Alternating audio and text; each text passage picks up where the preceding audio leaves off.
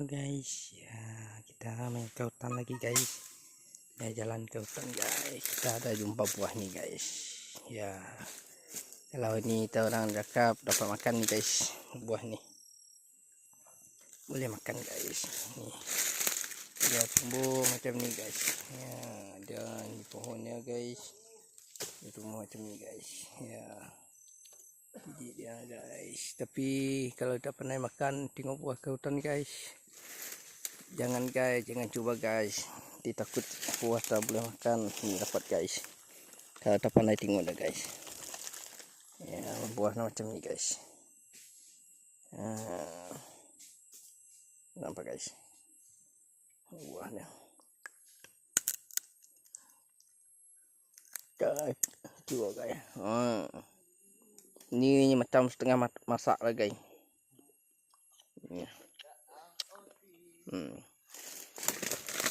Belum apa masak sangat guys. Ini guys ya, buah ni guys. Ya biji dia makan guys. Ini dia punya kulit keras guys, tapi boleh makan. Tapi kalau tidak pernah tengok buah ke hutan guys, jangan sembarang ambil guys, jangan sembarang makan, nanti takut ada racun guys.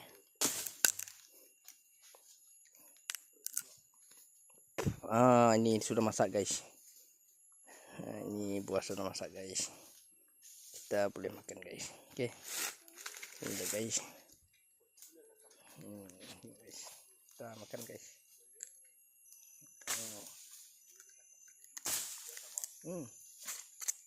Sedap guys.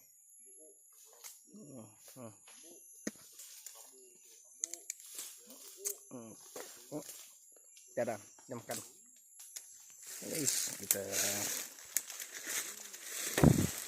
ini banyak buah guys, itu pun dia juga guys, tapi tak tahu guys dia apa ada buah tu tidak guys. Coba guys. Okay. Dia punya buah ada bau sikit guys.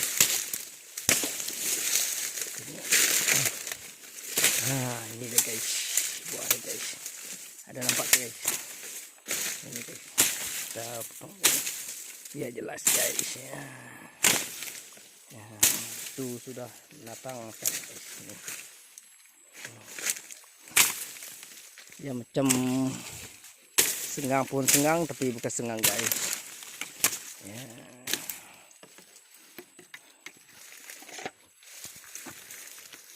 Ini macam ni guys ya. Ini sudah matang makan, kalau sudah masak memang matang makannya guys. Ya, kita boleh coba guys, kita makan ini. Banyak lah guys buah ke hutan, jadi pandai makan buah ke hutan saja guys.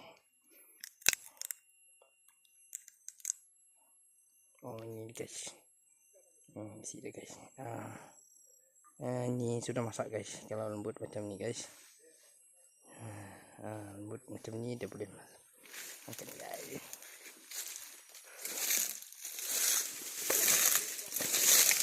Tapi jangan dicoba guys kalau tak pernah guys.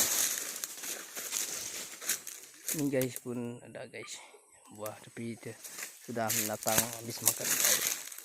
Dia punya daun macam ni guys ya, daun dia guys ya, macam ni dia punya daun, batang-batang kecil ini guys, daun dia guys besar. Boleh makan guys.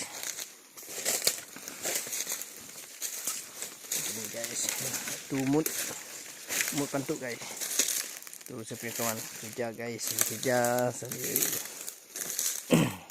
cari barang makan ke hutan guys.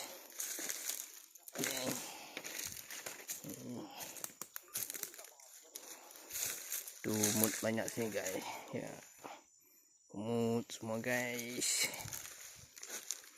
Sejuk sini guys. Muka tu guys. Jangan lupa subscribe saya punya channel guys, subscribe banyak-banyak guys, biar saya semangat lagi bikin konten guys.